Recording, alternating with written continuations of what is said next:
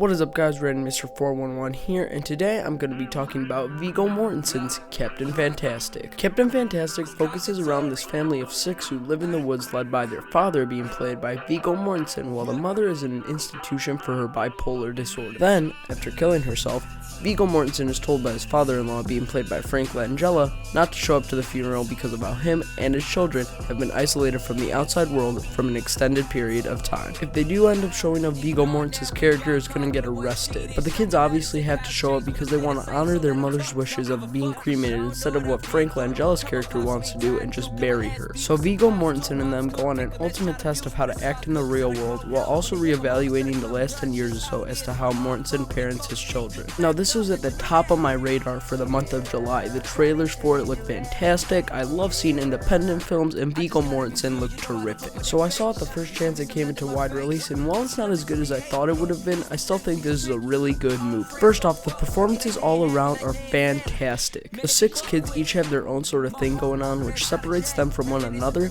but they all somehow seem like one family unit at the same time. Each of them really has a chance to shine in this movie, and you can't help but love them by the end of the film. There's also some side performances here from some decently known actors like Catherine Hahn, Steve Zahn, Frank Langella, like I mentioned earlier, and Ann Dowd that are really good as well. But by far the standout here is Viggo Mortensen.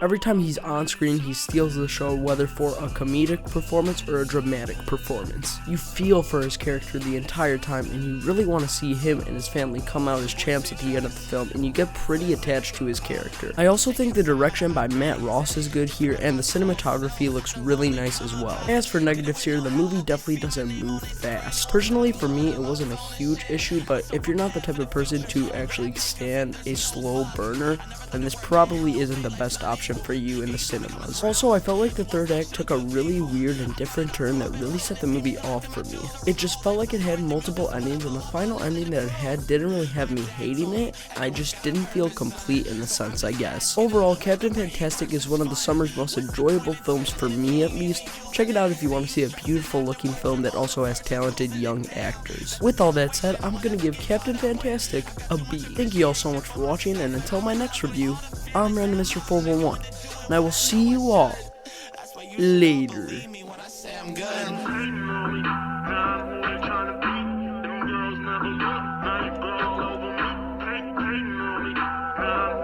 What up? It's Indy.